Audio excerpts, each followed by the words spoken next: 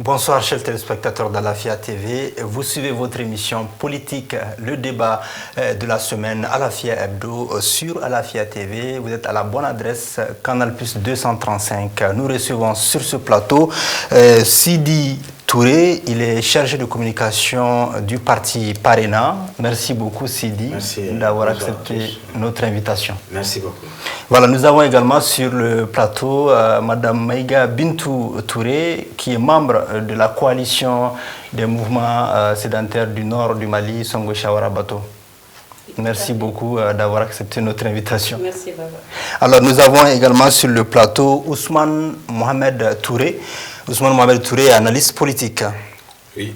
Et vous êtes également le directeur de publication du journal Le Point. PUING. Merci beaucoup d'être là sur ce plateau d'Alafia TV. Merci, Baba. Merci à Alafia TV. Nous avons également Georges Koulibaly, qui est journaliste de profession. Merci beaucoup, Georges. Merci à vous. D'être là. Allez, donc nous allons parler essentiellement dans ce débat de sujets d'actualité politique, notamment les assises nationales de la refondation, mais aussi de ce convoi militaire français qui a eu beaucoup de difficultés à traverser le Sahel. On va également parler certainement d'autres sujets d'actualité, à savoir cet audio qui a circulé sur les réseaux sociaux.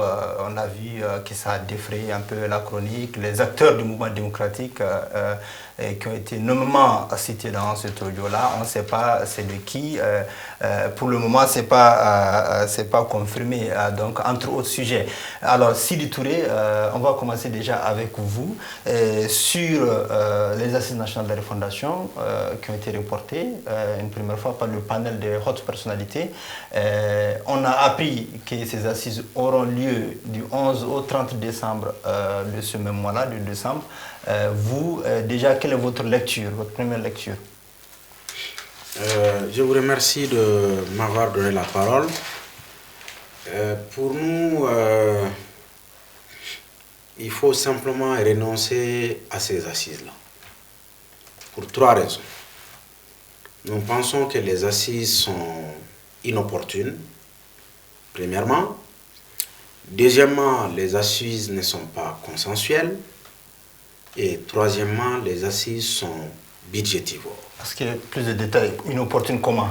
Inopportune parce que dans ce pays-là, il faut reconnaître qu'il y a eu plusieurs forats, notamment le dialogue national inclusif, le rapport d'Abadjawara, les états généraux de la décentralisation.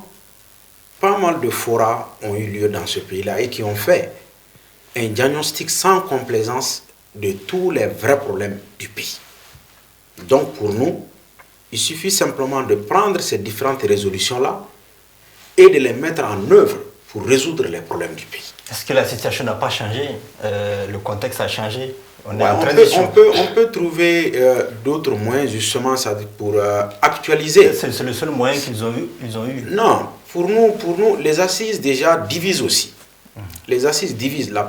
Si vous constatez, il y a un certain nombre de partis politiques et d'associations qui ne veulent pas participer à ces assises-là parce que l'objectif recherché, selon nous, ce n'est pas de diagnostiquer les problèmes du pays. Au contraire, c'est de trouver des stratégies pour pouvoir prolonger la transition. Alors, Madame Maïga Bintou, vous partagez ce point de vue-là. Est-ce que les assises, justement, c'est pour simplement prolonger la transition, la durée de la transition? Non, à mon avis, les assises ont une autre importance que de prolonger la durée de la transition.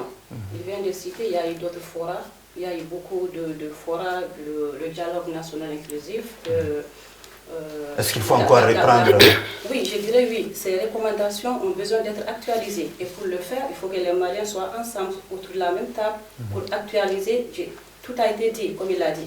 Mais la situation a évolué, donc il y a nécessité que les Maliens se mettent ensemble pour actualiser tout ce qui a été dit ou écrit quelque part.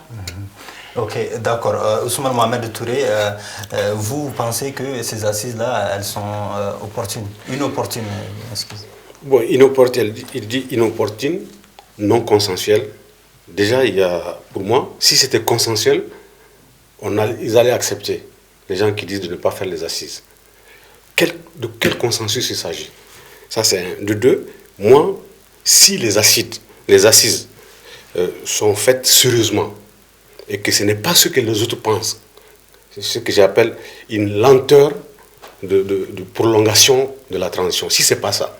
Parce que le Mali aujourd'hui, tout a été dit, hein, rapport d'Aba Diawara, le dialogue inclusif, qui n'a jamais été.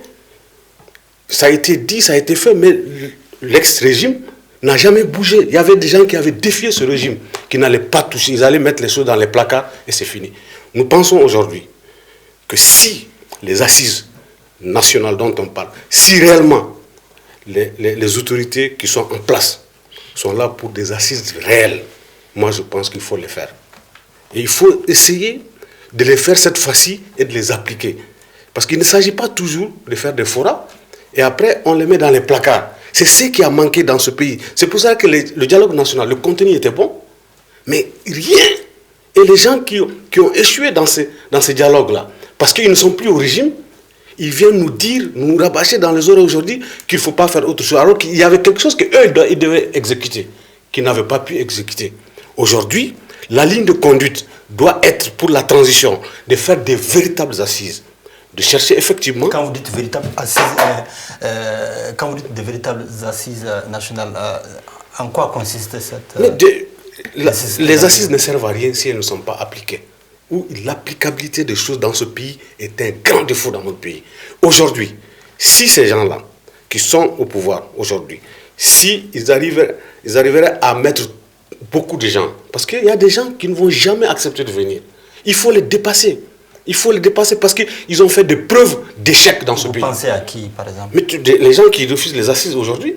Le cadre d'échange des partis politiques. Oui, ça c'est des gens sur toute la ligne. C'est des gens qui ont échoué et qui reviennent parce qu'ils sont très forts à l'opposition. Moi, je ne suis pas un adepte de cette transition. Hein. Je ne connais pas personne. Moi, je parle du Mali. Parce que je suis du mouvement démocratique réel.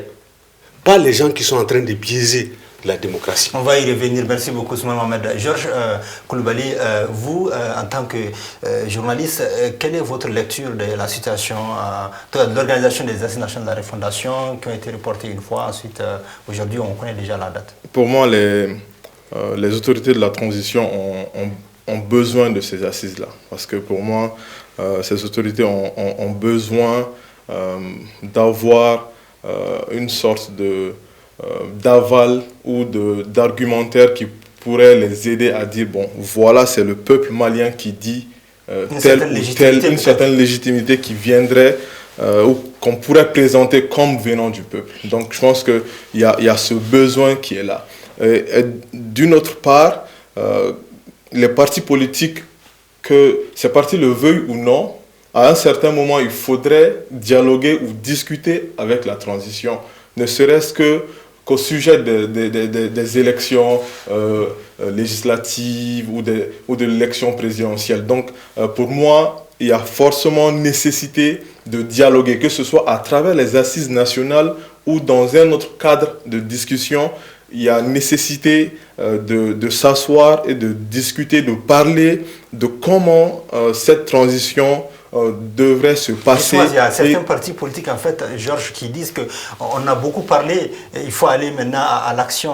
Vous leur dites quoi? Pour moi, on est dans un cadre où peut-être ça ne se dit pas tout haut, mais on le sent très fort que les élections ne se passeront pas à la date prévue.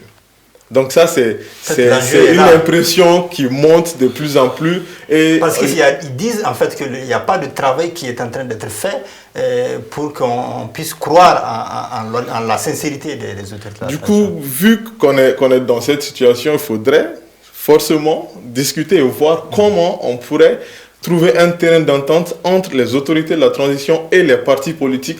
Pour moi, qu'on dise que ces partis ont échoué ou pas, ce sont des partis qui, dans le cadre de notre constitution, sont autorisés, sont légitimes pour la gestion du pays. Donc on est dans la démocratie. Dans la démocratie, la constitution dit clairement que les partis politiques existent et leur existence est vouée dans l'exercice du pouvoir, dans la recherche, dans la quête et dans l'exercice du pouvoir. Donc, dans la mesure où, on le dit clairement dans la transition, donc, dans la constitution malienne, donc, on ne peut pas aller sans les partis politiques. Et on a des autorités qui sont en place et je pense que les partis politiques, qu'ils le veuillent ou non, doivent forcément aussi ou devront forcément aussi faire avec les autorités de la transition. Alors, Sidi Touré, vous êtes d'accord avec Georges qui dit en fait que vous êtes obligé même presque de dialoguer avec les autorités de la transition parce que c'est votre aussi mission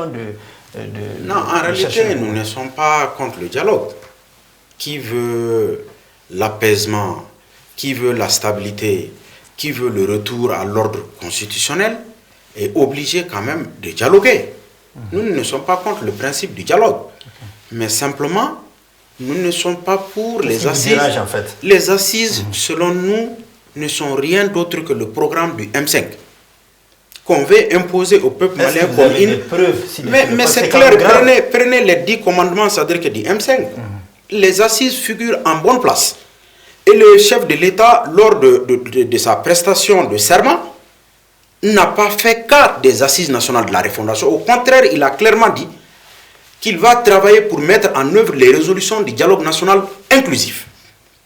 Et subitement, on nous sort du chapeau les assises nationales de la refondation, qui sont le programme du M5 et qu'on veut imposer à tous les Maliens sans consensus.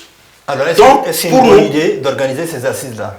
Pour nous, ce n'est pas judicieux aujourd'hui d'organiser les assises. Au contraire, il faut travailler pour le retour à l'ordre constitutionnel qui fait partie de la résolution de la crise. Parce qu'on ne peut pas rester éternellement dans la transition.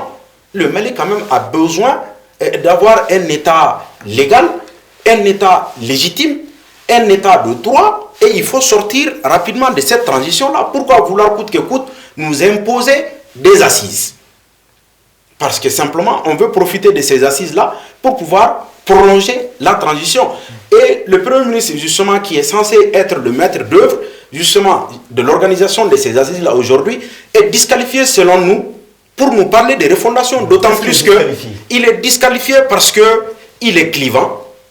C'est pratiquement le premier diviseur, bien entendu, du Mali. Comment ça? À travers ses prises de position, lors de sa rencontre avec les chefs de village, c'est qu'il a dit. Quand il dit, par exemple, que le mouvement, les événements de mars 91, qui ont abouti justement à la chute du régime de Moussa Traoré, ont servi à quoi? La floraison des partis politiques et des associations.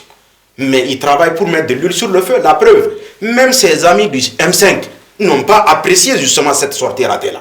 À Ségou, qu'est-ce qu'il a dit? Il dit certains sont là en train simplement de parler. Nous avons des idées, nous sommes dans l'action. Et par rapport à l'armée, qu'est-ce qu'il a dit? Il dit c'est les M5 et l'aide patriotique de l'armée qui se sont mis ensemble pour renverser le régime d'Ibeka. Donc ça veut dire quoi? Dans notre armée, il y a une partie qui est apatride, venant de la part d'un premier ministre qui doit travailler. Votre interprétation. Non, c'est extrêmement grave quand même. Non, disons, parlons des faits. Moi, c'est la personne de Choguel en réalité ne m'intéresse pas, mais je m'intéresse, c'est-à-dire à ses propos. Et Platon dit clairement, méfiez-vous de la parole parce que la parole est l'ombre justement de l'action. Quand par exemple, il se permet de dire que l'aide patriotique de l'armée, donc ça veut dire qu'il y a une partie de notre armée qui est apatride, mais on ne peut pas l'accepter. Nous, on doit travailler pour souder notre armée afin de faire face aux ennemis du pays. Et au jour d'aujourd'hui, le Premier ministre il travaille tous les jours pour diviser les Maliens. Et aujourd'hui, il n'est pas le mieux placé justement pour organiser ces assises. La raison pour laquelle nous avons demandé au chef de l'État de prendre la mesure de la gravité de la situation, de réunir la classe politique et les forces vives de la nation, afin que très rapidement, on puisse dégager une feuille de route consensuelle, qu'on ait un gouvernement inclusif, parce que même l'autre jour, lorsqu'il a rencontré les partis politiques, lui, il dit, bien entendu, sa vision repose sur 3 choses. L'équité, le consensus, et je ne sais pas, il a parlé de l'équité, du consensus, et je ne sais pas, et de l'inclusivité. Mais dans les faits, on constate qu'il y a une grande partie justement de la classe politique qui ne se sent pas concernée par la gestion actuelle du pays, chose qui n'est pas normale. Parce que pour nous, la transition doit être un moment où tous les fils du pays doivent se retrouver pour parler des questions essentielles afin de faire sortir le pays de l'ordre. Qu'est-ce qui vous empêche d'aller vraiment retrouver les autorités de la transition, travailler avec les autorités de la transition pour vraiment dépasser cette étape-là? Oui, mais pas par rapport aux assises. On est prêt, c'est-à-dire qu'à nous asseoir avec eux pour le dégager une nouvelle feuille de route consensuelle, acceptée par tous les Maliens pour sortir de la situation actuelle là. D'accord. Bintou Touré, vous pensez que le chef de gouvernement n'est pas en train de travailler à unir les Maliens? Moi, je le pense. Je pense vraiment qu'il fait de son mieux pour unir les Maliens. Mais quand il y a des Maliens à côté aussi qui cherchent le moindre détail dans ses propos et revenir sur la table, en faire des problèmes, je pense que le Mali n'a pas besoin de ça. Donc, nous, en tant qu'organisation de la société civile, nous soutenons cette transition. Et les assises ont été validées au niveau du CNT quand il a présenté sa feuille de route. Donc, je me dis, ce n'est pas que l'œuvre voulue par le Premier ministre, mais il est soutenu dans ça par l'ensemble des populations. Et ça, on le voit. Il y a que les Qu'est-ce que vous voyez concrètement en termes d'action de ce gouvernement-là? Est-ce que vous pouvez nous citer 2 ou 3 actions véritables sur lesquelles on peut vraiment pointer le doigt? Même le fait de reporter ces assises. Si on a accepté de les reporter, c'est pour aller vers ce consensus. Donc, rien que cela montre la bonne foi du gouvernement d'aller avec tous les Maliens. Mais il faut le reconnaître, même le déni, le dialogue national inclusif, ce n'est pas tout le monde qui est parti, il y a des gens qui étaient restés. Mais on parle aujourd'hui de ces recommandations. Donc, à un moment donné, vraiment, il faut écouter le peuple et aller vers ce qui est plus important pour tous les Maliens. Ok, très bien. Ousmane Mohamed Touré, alors de façon globale, hein, ce qu'on vient d'entendre en tout cas de Sidi Touré, c'est qu'aujourd'hui, le chef du gouvernement n'est pas en train de travailler à vraiment fédérer les forces de la nation. Dans tous les cas, le chef du gouvernement a intérêt à tout faire pour fédérer les gens. Mais qu'à cela ne tienne, les partis politiques qui sont en train de parler comme ça, qui étaient au pouvoir récemment et qui viennent raconter les mêmes rapines, comme ils ont l'habitude de faire, c'est pas que moi j'ai dit il faut déprofessionnaliser la chose politique. Je parle des partis politiques qui sont opposés aujourd'hui. Parce qu'ils n'ont pas de profession si ce n'est pas ça. Ils rentrent dans un gouvernement, ils ressortent. Ils reviennent, ils deviennent les meilleurs opposants, les plus difficiles, les intraitables. Mais quand vous parlez de l'aile patriotique, ça a été dit, nous on était les plus jeunes, ça a été dit en 91. L'aile patriotique a aidé le mouvement démocratique et militaire, a aidé le mouvement démocratique à prendre le pouvoir. Ça, c'est des débats de, je ne sais pas quoi, de petits mots. Il ne faut pas, si vous pourrez attaquer le Premier ministre, attaquez-le sur des choses que moi-même je vois, qu'ils sont très lents dans ce qui se passe. Je ne sais pas qu'est-ce qui se passe, qu'est-ce qu'ils veulent. Ils veulent la prolongation ou bien ils veulent faire de bonnes choses. Mais le problème, ce n'est pas ces partis politiques-là. Parce que le dialogue national inclusif n'est pas constitutionnel. C'est parce qu'ils avaient chaud. Ils avaient créé le dialogue. Donc ce n'est pas un fétichisme, le dialogue inclusif. Comme si c'est dans la constitution malienne que les gens doivent accepter. C'est pas ça. Il faut arrêter ça. Les gens qui parlent du fait que Choguel ait parlé du mouvement démocratique, moi je suis choqué que Choguel passe comme... Mais c'est eux qui sont à la base de donner une certaine popularité à Choguel. Ils ont désossé la démocratie. Des gens que nous connaissions en 91 dans une précarité, en moins de 4 ans, se sont enrichis bougrement. Ils ont un discours mieux démocratique, mais ça n'a rien à voir avec le peuple malien. Cette démocratie bourgeoise-là, il faut la casser. Ils ont créé la plutocratie dans ce pays-là. Ils n'ont rien à faire, ces gens-là. Il faut qu'on les dépasse, tous ces gens-là, y compris même les Choguel. S'il est dans... Choguel a participé à... Mais bien sûr, mais qui est-ce qui a légitimé Choguel et les Moussa Traoré? Ce sont ces gens-là de la démocratie. Choguel, en 91, Choguel n'oserait pas parler de l'IDPM parce qu'il a vu tout de suite qu'il y a une faille dans cette démocratie. Parce que les gens qui se disaient démocrates, qui parmi eux, beaucoup d'entre eux étaient dans une certaine clandestinité lâche, et nous étions sur le terrain. Ce sont ces gens-là qui sont venus. Peut-être qu'ils sont fatigués d'être dans la clandestinité. Ils sont revenus. Ils ont biaisé tout l'essence de la démocratie dans ce pays. Et ils se donnent le droit aujourd'hui de venir parler comme si, il y a quelques mois, quelques années, des gens...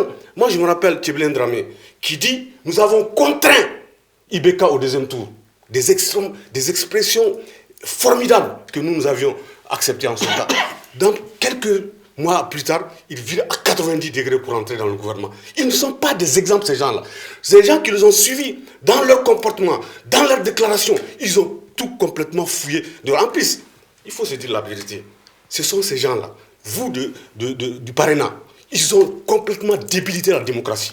Parce qu'ils étaient tous au CNID. Il y a eu un pacte républicain pour court-circuiter toute la jeunesse progressiste de ce pays. Ces gens-là, ils n'ont pas d'autre chose à dire. Mais ils n'ont pas d'autre chose à faire. La politique, on rentre dans un gouvernement, c'est une fonction, on ressort.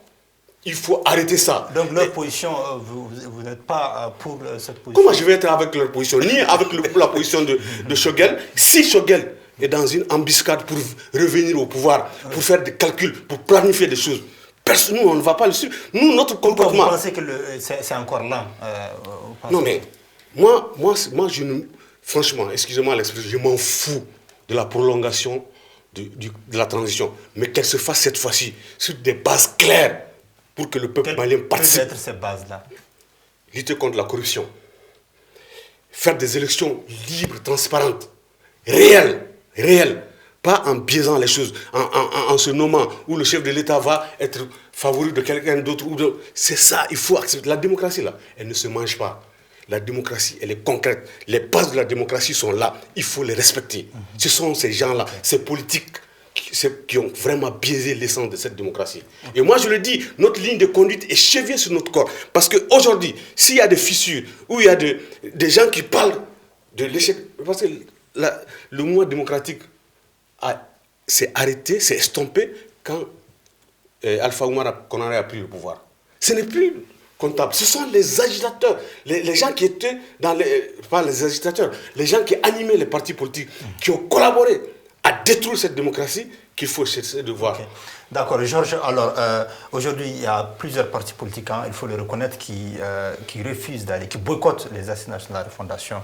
Alors, pour vous, qu'est-ce qui manque aux autorités pour qu'ils arrivent à faire fédérer en tout cas les partis politiques qui sont en tout cas issus du mouvement démocratique notamment?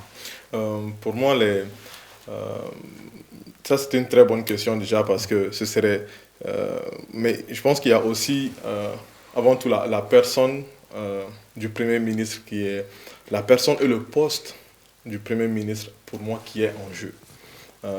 Moi, je dirais que j'ai l'impression qu'on risque d'aller vers un choix, en tout cas pour le président, pour choisir entre le Premier ministre et les partis politiques. Donc, je pense qu'on risque d'aller vers un bras de fer. Au colonel Assimi Goïta, oui, de choisir soit entre le Premier ministre en place ou d'avoir les partis politiques Pourquoi le Premier ministre doit partir? Non, moi je ne dis pas que le Premier ministre doit partir.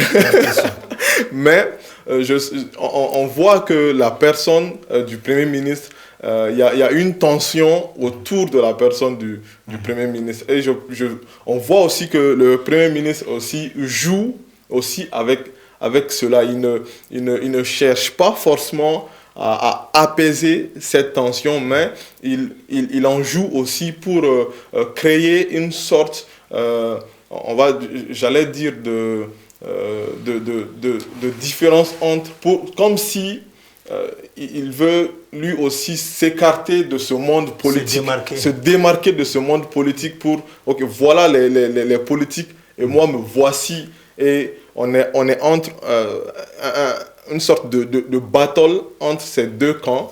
Les politiques qui, à mon avis, vont plutôt aller vers, si possible, un autre Premier ministre avec un gouvernement inclusif où certainement tout le monde se retrouvera autour de la table, mais sans le Premier ministre qu'il juge plus clivant. Disent, par exemple, Georges, que si un président, le parti de Choguel, c'est le MPR, et si un président de parti dirige, en tout cas le gouvernement de transition, et qui organise donc les élections à venir, est-ce que ça ne va pas poser justement la question de légitimité de ces élections-là pour ces partis qui pensent que peut-être que Choguel a son candidat, ou Choguel même, voilà, il va souhaiter en tout cas proposer quelqu'un et l'imposer. Bon, il y a ces suspicions-là qui existent, qui font que peut-être qu'il faut véritablement...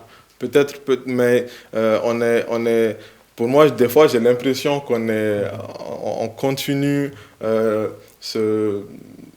Maintenant, on est comme si dans une sorte de querelle d'anciens leaders qui se sont connus à un moment, par exemple, dans les années où Choguel suivait en tout cas était pour les militaires au pouvoir, ou en tout cas soutenait le pouvoir de Moussa Traoré, et on a l'autre camp où on a le mouvement, les partis qui sont nés de ce mouvement, de cet élan démocratique, et on assiste à une sorte de battle entre ces deux camps aujourd'hui, et c'est comme si des fois le Premier ministre il a aussi une sorte de revanche. Est-ce qu'il n'a pas tort, Georges?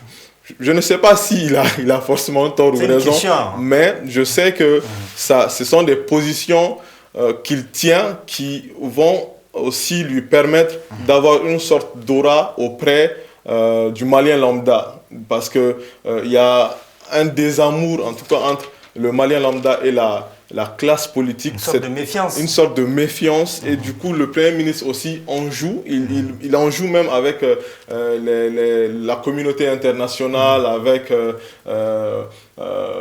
la France, avec tout cela. Du coup, ça fait aussi qu'il a une sorte de notoriété, et il passe aussi, il a une sorte d'image de quelqu'un qui est pour les petits gens, et du coup qui est contre la classe politique et tous ceux qui sont les dominants. Je pense qu'il y a une sorte de jeu d'image aussi qui entre en jeu pour moi. Donc on va parler de cet audio-là rapidement, et ça a fait le tour des réseaux. On ne sait pas si c'est Choguel, Kokala Mega ou c'est quelqu'un d'autre. En tout cas, on ne sait pas. Voilà, donc ça semble être en tout cas fait dans la rue. Voilà, Georges, rapidement votre point de vue sur cet audio-là. En fait, qu'il y avait beaucoup d'informations, en tout cas de rumeurs. Qu'on peut c'est un message audio de 17 minutes à peu près, d'une seconde pour être exact, et qui a circulé sur WhatsApp et puis sur d'autres plateformes, où on entend une voix, en tout cas, qui semble être celle du Premier ministre, qui aborde plusieurs sujets à bâton rompu sous forme de conversation. On a l'impression que ça a été enregistré à son insu, et que c'est un message audio qui serait ancien, et qui en tout cas qui crée le buzz qui défraie la chronique, tant sur il y a certains qui pensent que c'est pour véritablement déstabiliser la transition. Est-ce que vous le pensez? Pour déstabiliser la transition, je ne sais pas.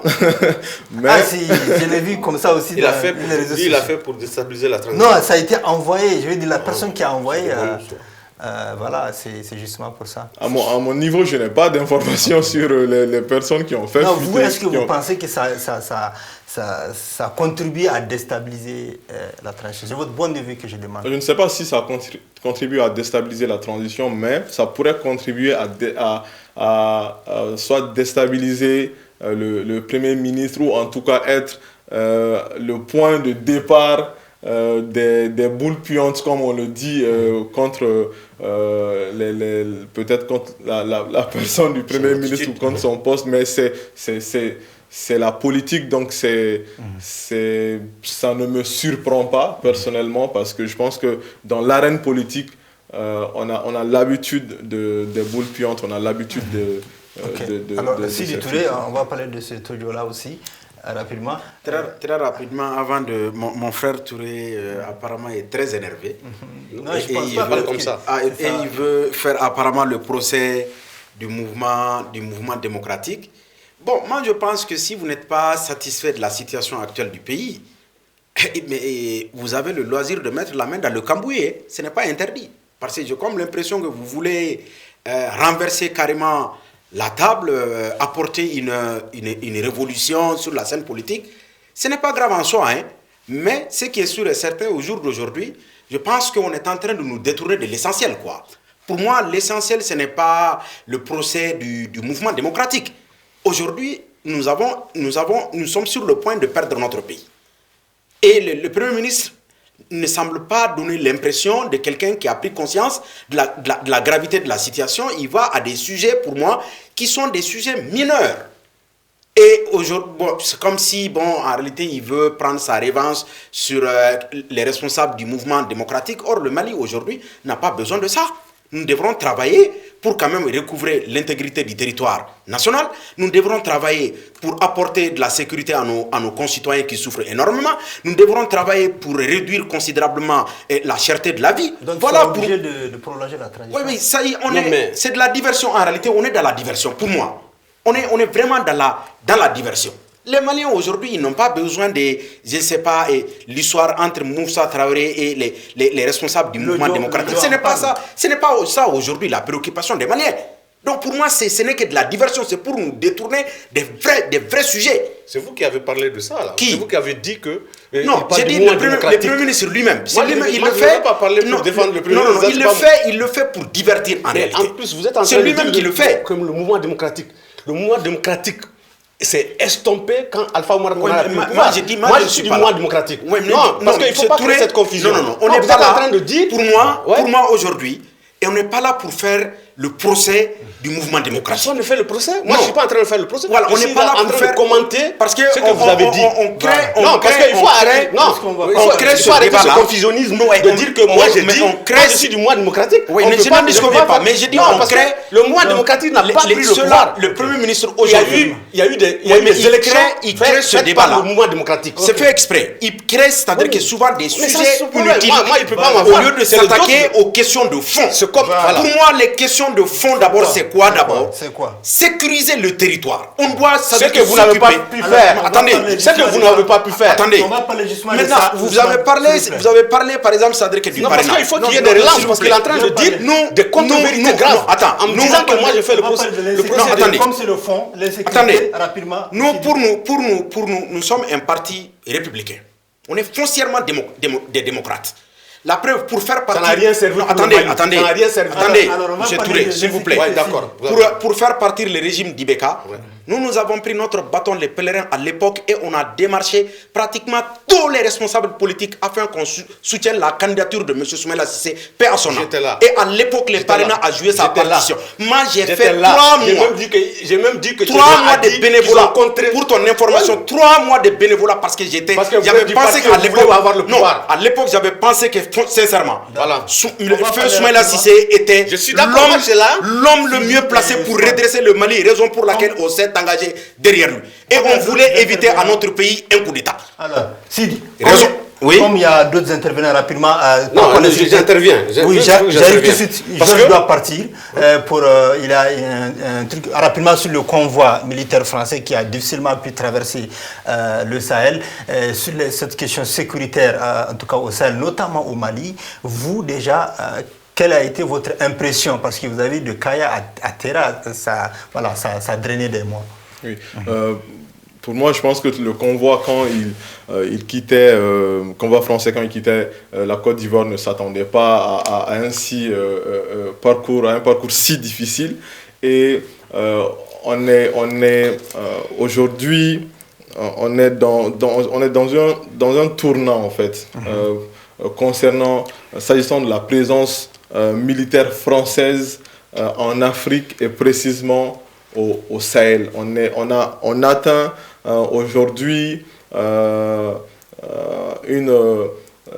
tout ce qu'on appellerait sentiment anti-français. On atteint vraiment aujourd'hui un niveau très élevé et je pense que la France, le gouvernement français, les autorités françaises ne doivent pas se limiter seulement à considérer cela comme instrumentalisé par les Russes, mais doivent aussi réfléchir à leur stratégie ici au Sahel. Et à revoir également leur stratégie. Mais ce n'est pas seulement en se limitant à l'influence russe qui serait derrière ces manifestations ou ces mouvements de colère contre ce convoi ou des convois militaires français. Je pense que le gouvernement français gagnerait également à réfléchir sur leur présence ici au Sahel et à tirer aussi des leçons des erreurs commises dans le passé et voir quel cadre de partenariat en accord avec les États en place ils pourraient mettre en place pour certainement améliorer et avoir un cadre d'échange ou un partenariat sécuritaire plus adapté aux besoins de maintenant. Ok, merci beaucoup. Donc vous êtes excusé. Madame Maïga Bintou, rapidement par rapport au convoi, la coalition des mouvements associations sédentaires du nord du Mali, la coalition a fait un communiqué pour dénoncer véritablement cette situation, pour dire qu'il y a un arsenal militaire de guerre, un arsenal de guerre qui est en train de partir à Gao. Pourquoi vous êtes sorti comme ça? Parce que vous sortez très rarement sur ces questions-là. Richard Abeto, comme vous l'avez suivi, a fait un communiqué d'abord pour témoigner notre solidarité, notre compassion envers nos frères burkinabés, notamment les jeunes de Kaya et les populations de Terra qui sont sortis pour essayer de bloquer le passage du combat militaire. Donc nous avons, dans le même communiqué, nous avons prié pour le repos de l'âme des disparus et aussi souhaité prompt établissement aux blessés. Donc je disais que ces manifestations ne sont autres que l'expression du désarroi et du désespoir des populations des pays du Sahel. Parce que souvent on dit les populations du Sahel, moi j'ai dit, je ne suis pas contre cette appellation parce qu'il n'y a pas un autre pays qui s'appelle le Sahel. Il s'agit de nos pays et quand nos populations sortent pour exprimer leur mécontentement ou pour exprimer à la face du monde ce qu'ils vivent au quotidien, ils doivent être écoutés. Donc c'est ce qui a poussé son Richard Abeto à faire ce communiqué. Donc si je dois continuer, dans le même communiqué, on a invité aussi nos autorités à informer les populations maliennes de la vraie destination de ce combat. Parce qu'on sait que Barkhane est là depuis 2013. Est-ce que Gao n'a pas besoin de Barkhane? Je sais, bon, c'est à discuter. Parce que nous... C'est une question. Même si, en tout cas, moi, je ne vois pas l'utilité en tant que ressortissant de Gao, je ne vois pas aujourd'hui le résultat. C'est que Barkhane a apporté comme solution dans la situation de nos populations. Barkhane annonce avoir tué quand même des têtes de groupes armés, en tout cas des éléments de chefs, de grands chefs terroristes, entre autres. En tant que porte-parole de nos populations, moi je parle en termes de bilan surtout pour les populations civiles. Des villages entiers ont été détruits, au centre aussi bien qu'au nord. Donc, nous, on ne peut pas oublier ça et qu'on nous Ces 2 jours-là, le village de Tassiga, je pense, se vide déjà de ces populations. Parce qu'il y a eu une menace avant-hier. Nos frères africains ont même dit à ne pas comprendre la réaction des populations de Gao. Il n'y a plus personne dans ces villages-là. Les villages sont vidés. Et nous sommes là, nous sommes les porte-voix de nos populations pour dénoncer ce qu'ils vivent au quotidien. Il n'y a même pas de réseau à Gao. C'est quoi la solution? Ce n'est pas les FAMA, les forces armées maliennes? Oui, si Barkhane est là avec les forces étrangères, c'est parce que quelque part nos moyens ne suffisent pas pour combattre l'insécurité. Et s'ils sont là depuis 2012, il faudrait bien que les populations voient les résultats positifs. C'est quoi la solution pour Songo Chawara Abeto? Pour Songo Chawara Abeto, nous, on encourage nos autorités de la transition à envisager d'autres partenariats, d'autres coopérations militaires sur le fond, pour vraiment trouver la solution parce qu'on ne peut plus continuer à souffrir le martyre. Donc à un moment donné, il faut vraiment trouver la solution à ce problème qui n'a que trop duré. Ok, merci Ousmane Mohamed Touré par rapport à cette question d'insécurité dans la bande saharienne. Avant, vous voulez parler de ce tojo-là, des acteurs du mouvement démocratique accusés, en tout cas selon les propos en tout cas de la personne qui parle, que voilà, ces acteurs-là, en tout cas, n'ont pas joué le rôle. Dans les normes, franchement, je m'en fous de ce tojo, quoi, dans les normes. Parce que c'est une conversation que tout Malien peut avoir. Maintenant, étant Premier ministre, il doit, bon, comme ça a été fait avant, je pense que chacun d'entre nous, beaucoup d'entre nous, nous avions fait des conversations, nous avions entendu des choses. Mais c'est dommage pour lui. C'est dommage pour lui, dans une certaine mesure, où l'expression dans laquelle le MPR est né, c'était l'expression populaire de la liberté d'expression du mouvement démocratique. Tout le monde avait le droit. Mais moi, ce qui me gêne dans cette affaire, je ne peux même pas m'émouvoir parce qu'il a dit les acteurs. Je suppose qu'il parle des gens qui ont dirigé le pays. Le mouvement démocratique, comme je le dis, quand nous, en 91, nous étions les plus jeunes, j'ai vu les gens qui me connaissent savent ce qui s'est passé. Ce n'est pas la peine d'en parler, mais je dis tout simplement, notre démocratie, je me rappelle, juste 2 jours après le coup d'État, c'est une anecdote, nous voulions même créer les CDR, le comité de défense révolutionnaire. Mais directement, les gens qui étaient déjà prêts, comme je parle particulièrement de l'ADEMA, qui sont déjà pratiquement préparés pour prendre le pouvoir. Ils ont complètement mis les étudiants en confrontation, les gens qui étaient les plus progressistes. Moi, j'étais du CNID Association. Et Maître Diabaté, que je connais, que lui, je l'ai vu se battre. Les autres, je ne les ai pas vus. On est parti, c'est Diallo, à Boukassoumougou, de la Sonatam. Moi, j'étais le plus jeune c'est bon de le dire pour dire que nous sommes du mouvement démocratique. Mais nous ne sommes pas comptables de la gestion qui est issue de la démocratie. Et ces gens-là, à commencer par l'ADEMA et les satellites qui ont après renforcé l'ADEMA à partir du parti du pacte républicain. C'est eux qui ont foutu, excusez-moi l'expression, le bordel démocratique dans ce pays. C'est eux qui sont à la base. Si Choguel, moi j'ai la ferme conviction qu'en 92, Choguel ne serait jamais sorti pour dire qu'il se réclamait de l'IDPM. Parce qu'il y a eu un échec cuisant de ces gens-là qui pensent qu'il suffit simplement de faire des discours plutôt attrayants dans une certaine mesure. On a dépassé. Le peuple malien est un état de mûrissement, de vécu. Les gens sont dans des stratégies de survie permanentes. On ne peut plus les manipuler avec certaines rapines. Ça ne peut plus marcher. Il faut que les gens sortent de cela. Et je dis, quand je crie comme ça, je sais pourquoi je parle. Parce que certains partis, le SNID, dans lesquels ces gens du parrainage sont sortis, c'était la force démocratique réelle. Mais il y a eu des gens qui ont fait des raccourcis uniquement pour goûter au pouvoir. C'est ce qui a amené la cassure de cette démocratie. Moi, je vais à l'essence de la cassure. Les autres, là, ce n'est pas mon problème. Parce que je ne ferai pas la différence entre Choguel Maïga et les gens qui ont géré la démocratie. En plus, parfois dans un consensus béat qui n'a pas profité à notre pays. On nous parle de consensus. Mais c'est pour retourner tout simplement à la soupe. C'est tout. Il n'y a pas d'autre, il n'y a pas d'ambition. Ils ont tellement... Et ces gens-là, ce sont les mêmes gens, depuis 91, qui font les mêmes formules. Vous parlez de quels gens, par exemple, du parrainant. Moi, je ne le connais pas, je ne t'accuse pas. Je parle de façon générique.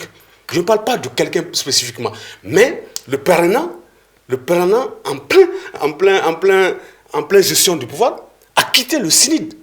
C'est là, c'est-à-dire la fissure même d'un parti politique débilite la démocratie.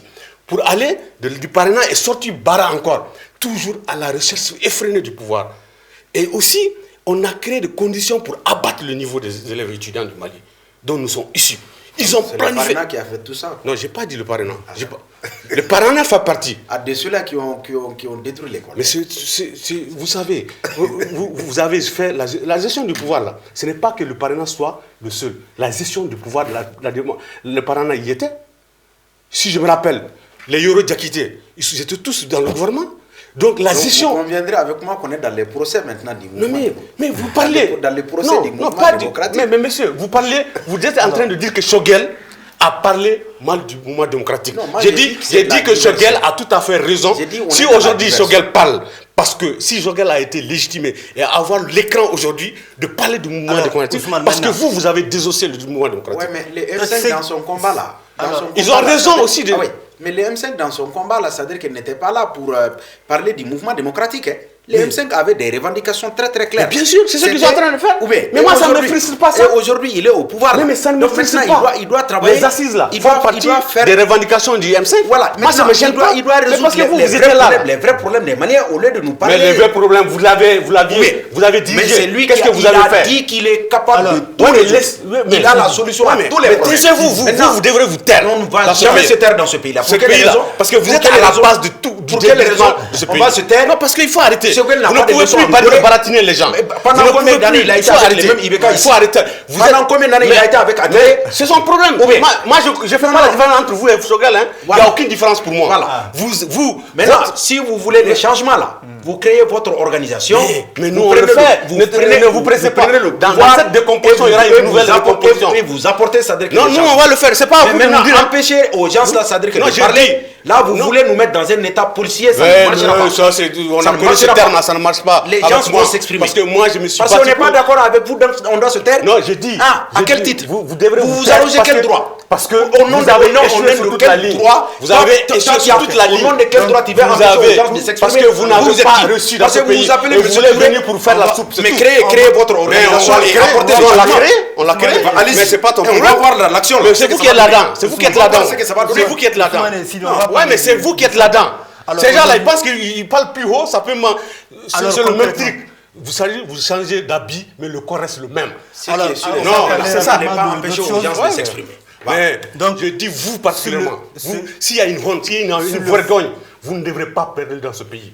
Vous ne devrez pas sortir du débat. C'est toi qui je pense que tu es carrément braqué. C'est les gens qui sont venus avec des stéréotypes et des préjugés. C'est toi. Les gens au lieu de parler des questions. C'est les gens qui vont juger. C'est les gens qui vont juger. C'est pas vous. On va parler du fond. Si c'est pour nous appeler, qu'on nous invite. Mais regarde, ces gens-là, pas la peine quoi. Dès qu'on parle d'eux, ils commencent à rentrer dans des on va parler du fond. C'est dégueulasse quoi. Ouais, mais bien sûr. Vous avez dit l'insécurité, en tout cas l'insécurité et le. Ça ne marche pas avec C'est dégueulasse, sincèrement. Et vous donnez l'envie de vomir. Ousmane. Mais t'as pas vu qu'il dit dégueulasse? Vous donnez l'envie de vomir. Vous donnez l'envie de vomir. Vous ne servez à rien. Ousmane, attendez. Si c'est comme ça là, vraiment, ce n'est pas la peine. Il faut aller du plateau si vous voulez. Moi, je ne quitte pas au plateau. Excusez-nous tous. Donc, on va parler rapidement de l'insécurité. Donc, on a vu le combat militaire français. Ça ne marche pas. Donc, alors, pour vous, quelle est la solution? Est-ce qu'il s'agit d'encore faire appel à d'autres partenaires étrangers pour aider le Mali? Moi, je pense qu'il faut le faire. Il faut faire appel à d'autres partenaires. Parce que ce qui a été là et qui est là a échoué sur toute la ligne. Ce n'est pas le Mali seulement qui souffre de ça. Vous parlez tantôt des véhicules de Barkhane arrêtés. Je dis qu'il y a un état de mûrissement dans tout le Sahel. Les gens ne peuvent plus accepter l'état ancien. Ce n'est pas possible pour les gens. Les gens vivent dans le désarroi. Des gens viennent, ils disent qu'ils viennent, on a coupé quelques têtes. Mais on a besoin de couper même le nombre de personnes qui attaquent tous les jours. C'est ça la réalité. Et si moi je dis à la transition, s'ils sont avec Wagner et qu'ils ne clarifient pas les choses, ce n'est pas bon pour eux. Qu'ils clarifient, qu'ils fassent une option claire et nette avec les Russes, qu'ils ont démontré certaines choses en Centrafrique. Mais il faut le faire avec sérieux. Il faut le faire avec engagement. La France, aujourd'hui, n'est pas de démocratie que quand ça l'arrange. Aujourd'hui, ils ont signé des contrats avec l'Égypte par un putschiste. Les adossés de la France ne peuvent pas dénoncer ces putschistes. Il y a eu beaucoup de putsch.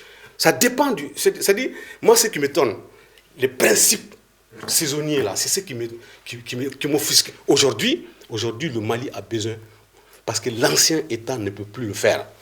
Le Mali doit sortir de cette affaire en comptant sur lui-même.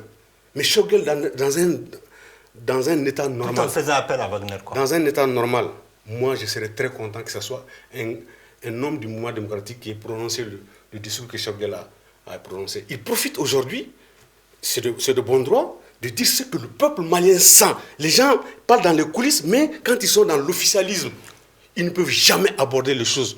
C'est ça qui est grave pour notre pays. Okay. Et des gens qui nous avaient montré une ligne de conduite. C'est ça qui amène notre révolte aujourd'hui. C'est quoi la solution pour revenir vraiment dans une situation... Diversifier les partenaires, créer des conditions pour l'information normale, vraiment cette fois-ci réelle, et que je pense, pour ne pas passer par des litotes, aujourd'hui, il faut collaborer avec les Russes, clairement, et créer des conditions d'entente pour que notre pays soit libéré. Ok, alors donc par rapport à la question sécuritaire, vous l'avez dit, c'est le problème de fond. Il faut aujourd'hui faire en sorte que le Mali puisse en tout cas recouvrer son intégrité territoriale. Et c'est le combat aujourd'hui qui est là. Et on sait que plusieurs villages aujourd'hui se sont vidés de leurs habitants. Et concrètement, est-ce que diversifier les partenariats constitue une solution ou bien compter sur soi-même pour aller à ou les deux? Bon, la première des choses à faire quand même, c'est de travailler sur la gouvernance du pays. La gouvernance est la première infrastructure d'un pays. Et cette crise-là doit nous amener à repenser la question de notre outil de défense. Ça veut dire quoi pour notre sécurité? Notre sécurité ne doit pas être sous-traitée. Au contraire, et les 3 pays du Sahel, que ce soit le Mali, le Burkina et le Niger, qui sont pratiquement traversés par les mêmes problèmes, doivent se donner la main. Ça veut dire quoi? Travailler en synergie. Les armées de ces 3 pays-là sont condamnées à travailler ensemble. Mais au-delà de ça, il faut des véritables projets de développement pour la jeunesse de ces 3 régions. Parce que la question de fond... Le G5 Sahel a pris en compte cet aspect-là. Oui, mais il faut approfondir la question. Ça veut dire quoi? Aujourd'hui, nous sommes condamnés à nous mettre ensemble, avoir des véritables projets de développement pour ces 3 pays-là. Mais au-delà de ça aussi, même pour les questions sécuritaires, bon, chacun ne doit pas être gouverneur dans son coin. Au contraire, il faut qu'on essaye de se mettre ensemble pour avoir des grands ensembles si on veut compter dans le concert des nations. C'est extrêmement important. Mais c'est à partir de là que si on est bien gouverné, les pays, c'est-à-dire qu'ils sont bien gérés et nous sommes suffisamment intégrés et il y a des véritables projets de développement pour nos concitoyens, en ce moment-là, on peut composer avec n'importe quel État pour pouvoir quand même assurer notre sécurité. Mais ce qui est sûr et certain, la question de la sécurité ne peut pas être sous-traitée. Voilà, tout État sérieux doit travailler sur ça. Tout de suite. Dans un premier, pour ne pas sous-traiter, il faut mettre un accent particulier sur la recherche, justement, c'est-à-dire que du matériel. Mais au-delà de ça, il faut former. Mais pas n'importe quelle formation. Il faut sortir du népotisme. N'importe qui ne doit pas être dans notre armée. Il faut choisir des hommes et des femmes en réalité qui aiment ce métier-là, qui veulent se battre véritablement pour le Mali. Et à partir de cet instant-là aussi, il faut améliorer les conditions de vie de nos militaires. Donc travailler pour faire sortir la corruption de l'armée si on veut véritablement avoir un outil de défense digne de ce nom-là afin de faire face aux djihadistes. Donc pour nous, la solution d'abord incombe justement aux États africains parce qu'on ne peut pas compter sur les autres pour assurer notre propre sécurité, d'autant plus que nous n'avons pas les mêmes agendas. Notre agenda, c'est la sécurité, assurer la sécurité, c'est-à-dire que des personnes et des biens sur nos territoires. En ce moment-là, les 3 États sont condamnés à aller ensemble pour avoir des véritables projets de développement. Il faut travailler pour désenclaver, c'est-à-dire que ces trois pays-là, et les connecter. Est-ce que vous avez un exemple de projet concret qu'on peut... Par exemple, même dans le domaine des infrastructures, par exemple, qu'il y ait suffisamment de routes, par exemple, entre ces 3 pays-là pour permettre justement à nos populations de circuler. Mais en même temps, dans le domaine de l'agriculture, voir ce qu'on peut faire pour ces 3 régions-là, afin justement de permettre aux populations d'avoir quand même des opportunités. Parce que tant que la jeunesse n'a pas d'opportunités, elle va répondre à l'appel justement des djihadistes. J'espère que le parrainage y a pensé déjà. Mais fondamentalement, la question du développement, la question, il faut travailler pour le développement justement, mais bien sûr au niveau régional. Sans développement, en réalité, on ne peut pas juguler cette crise-là. Ok, très bien. Madame Maïga Bintou, rapidement sur la question de la sécurité toujours. Alors, concrètement, les communautés locales, qu'est-ce qui doit être fait tout de suite pour que ces communautés-là arrivent aussi à contribuer vraiment à mieux combattre les groupes armés terroristes? En tout cas, une chose est sûre, Baba, les communautés, les populations locales ne comprennent plus ce qui se passe. Elles ne voient aucun résultat. Est-ce que la solution n'est pas aussi endogène? Est-ce que ces communautés-là aussi ne peuvent pas s'organiser, si ce n'est pas encore le cas, pour aussi jouer leur rôle? Bon, je pense que vraiment ce rôle revient à l'État, Baba. À l'État, si aujourd'hui dans l'urgence on a besoin d'autres partenaires pour le faire, il faut aller à ça. Mais avec des objectifs clairs et des résultats à atteindre. Il ne faut pas que ça soit comme les interventions françaises et étrangères. Depuis 2012, il n'y a aucun résultat. Et on ne peut même pas les évaluer parce qu'au départ, il n'y avait aucun objectif qui leur était fixé. Donc il faut maintenant faire appel, je suis d'accord avec mon frère Touré, il faut envisager d'autres partenariats, mais cette fois-ci avec des objectifs clairs et dans un temps précis. Maintenant, ce que M. Touré du Parrainage décrit aussi, ça, moi je pense que ça vient à moyen et à long terme. Wagner, c'est un bon partenaire pour vous? Je ne saurais le dire, mais on le pense.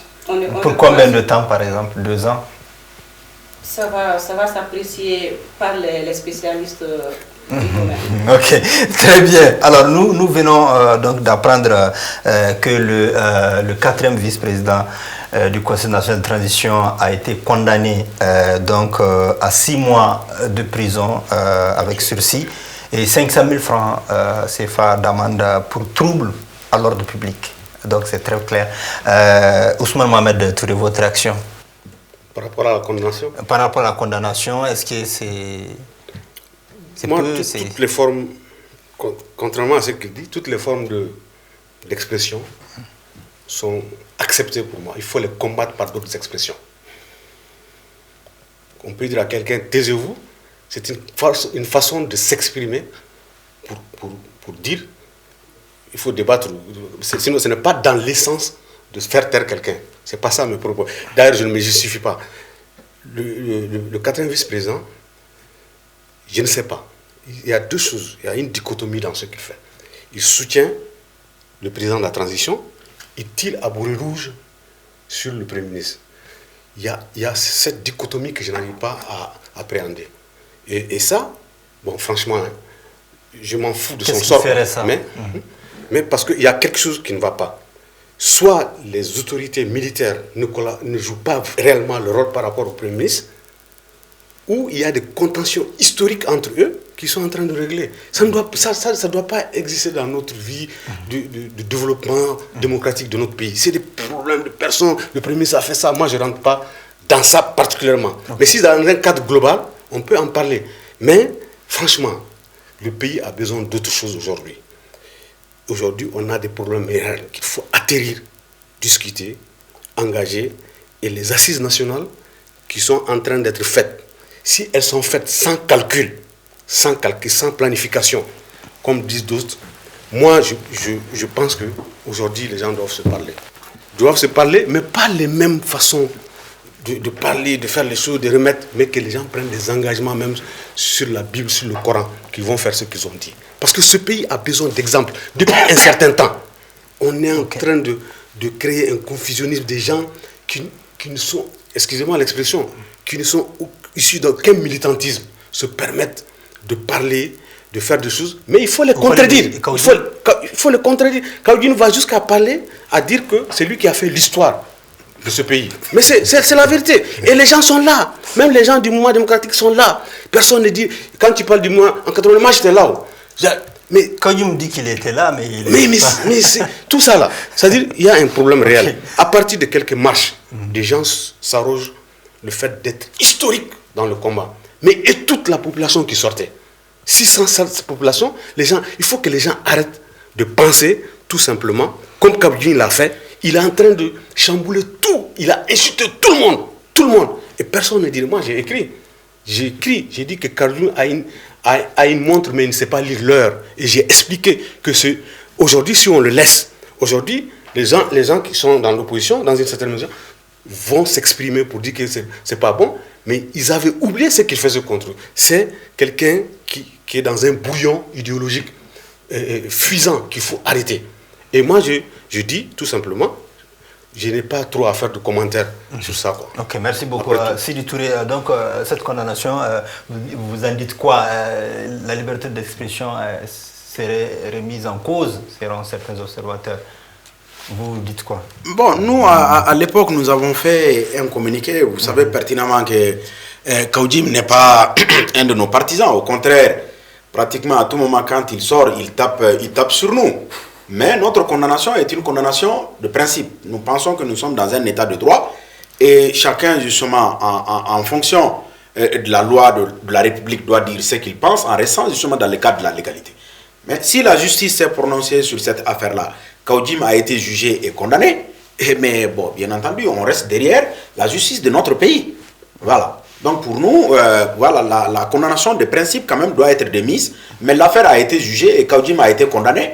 Bon, nous disons simplement qu'il faut travailler pour respecter quand même les décisions prises par notre justice, parce qu'on ne peut pas aller au-delà de ces décisions. Ok, vous avez un mot à dire, Madame Maïga? C'est juste pour dire que la justice a fait son travail. Pour revenir sur votre question, ce n'est pas une remise en cause de la liberté d'expression. Bon, je pense que mon frère Touré a touché du doigt quelque chose qui doit être vraiment une règle à suivre pour nous les Maliens. Les questions de personnes. Vraiment, il faut les laisser. Le Mali n'a pas besoin de ça aujourd'hui. Kaoudim, en tant qu'acteur du mouvement M5, que mon frère Touré combat, donc il n'est même pas en phase avec ce peuple qu'il a allé représenter au boulevard de l'Indépendance. Et il n'est pas aussi dans son rôle de vice-président du CNT. Parce qu'il aurait pu faire, en tout cas, jouir de ses droits à la liberté d'expression d'une autre manière. Donc, dans tous les cas, la justice a fait son travail. On ne revient pas, on n'est pas habilité à... Ok, très bien, merci beaucoup. Donc, pour finir ce débat, on va parler rapidement de la sortie de l'imam Mahmoud Dicko, qui a interpellé les autorités de la transition, mais aussi qui a fait des révélations. Qui a fait ses révélations. Voilà. Alors, Ousmane Mohamed, cette sortie-là, elle est opportune ou inopportune? Donc, opportune pour lui, et pour moi personnellement inopportune. Parce que, comme j'ai dit, je ne fais pas la différence entre Mahmoud Dicko et ces mêmes gens, quoi. Non, franchement, je vous dis, je vous parle clairement. Et ne me le prenez pas pour vous, je le prends pour un parti politique qui a gouverné tout ça. Et je n'ai pas de... Bon, les gens qui se battent, je n'ai pas de temps pour des problèmes de personnes. Mais Mahmoud Dicko, il a fait ce qu'on appelle le Yabé contre le M5. Vous savez ce que ça veut dire Yabé? L'autogol. Ils se sont battus ensemble, ils ont fait des choses. Après, il a pensé que les partis politiques ne doivent pas diriger la primature. C'est lui qui l'a dit.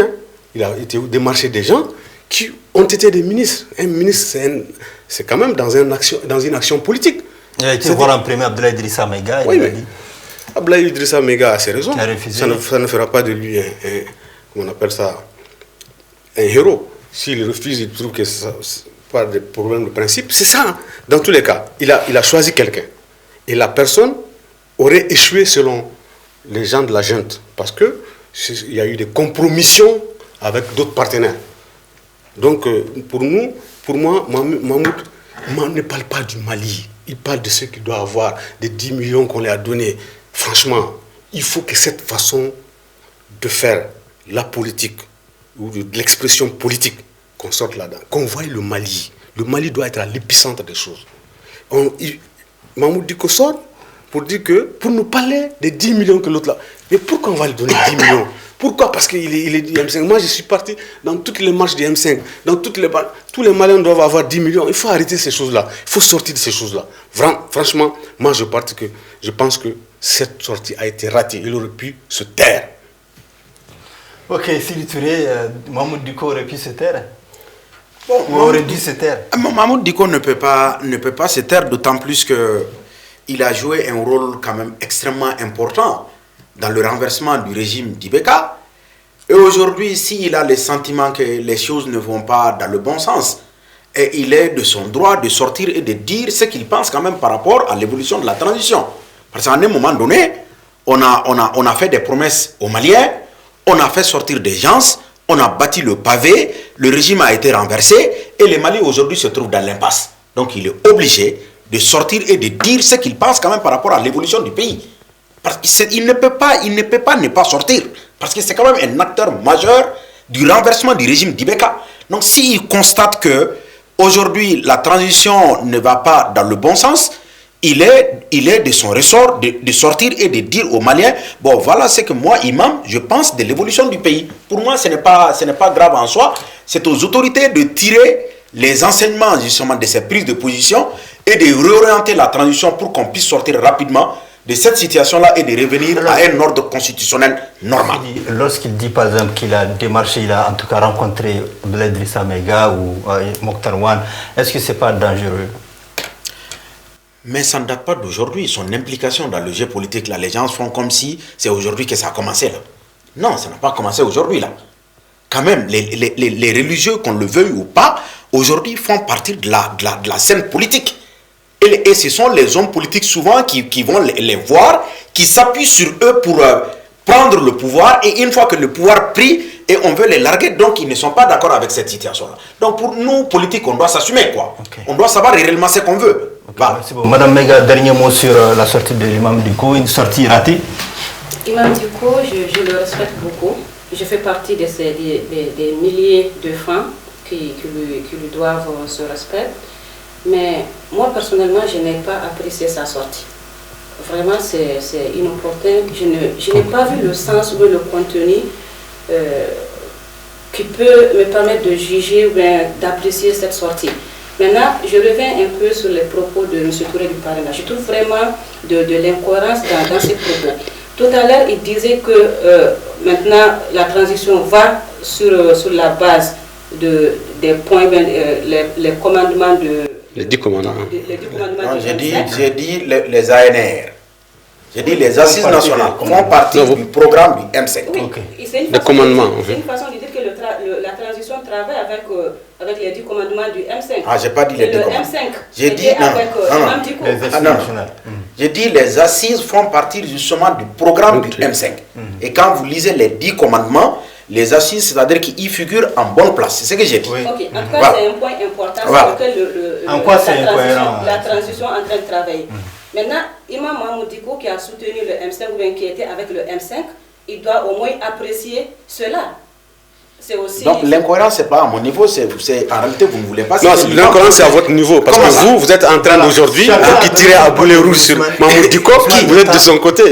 Moi je ne suis pas... J'ai apprécié une situation. On a largement dépassé l'heure, le temps. Donc merci beaucoup d'avoir accepté notre invitation, Ousmane Mohamed Touré. Merci à vous, à l'Afia TV. Voilà, excusez-nous. Voilà, je rappelle que vous êtes analyste politique, vous êtes également le directeur de publication du journal Le Point. POING. POING, voilà. Et Sidi Touré aussi, on vous remercie pour le temps accordé à l'Afia TV. Merci beaucoup. J'ai compris pourquoi, mais maintenant mon frère est un grand boxeur. Voilà. Cela démontre que Touré, qu'on soit Touré ou que le Mali est... Voilà. On peut être contre. Le chargé de communication du parti Parena. Merci beaucoup. Merci beaucoup. Madame Mega Bintou Aliou Touré, voilà, elle est membre de la coalition Songo Chawara Bato. Ok, merci à Baba, merci aussi à la TV. Voilà, merci beaucoup, merci à tous infiniment. Merci aussi à vous, chers téléspectateurs, pour avoir pris tout ce temps pour écouter ces échanges qui ont été très fructueux et productifs, intéressants. Voilà, nous avons globalement parlé en tout cas des assises nationales de la refondation. Nous avons également parlé de cet audio-là qui a circulé sur les réseaux sociaux, attribué à l'actuel chef du gouvernement, Choguel Kokola Meiga. Nous avons également parlé de la situation sécuritaire, notamment dans la bande sahélo-saharienne. Et enfin, nous avons parlé de la sortie de l'imam Mahamoud Dicko qui a interpellé les autorités de la transition, voilà, qui a donné son point de vue sur le processus transitoire. Merci beaucoup et à très bientôt sur Alafia TV.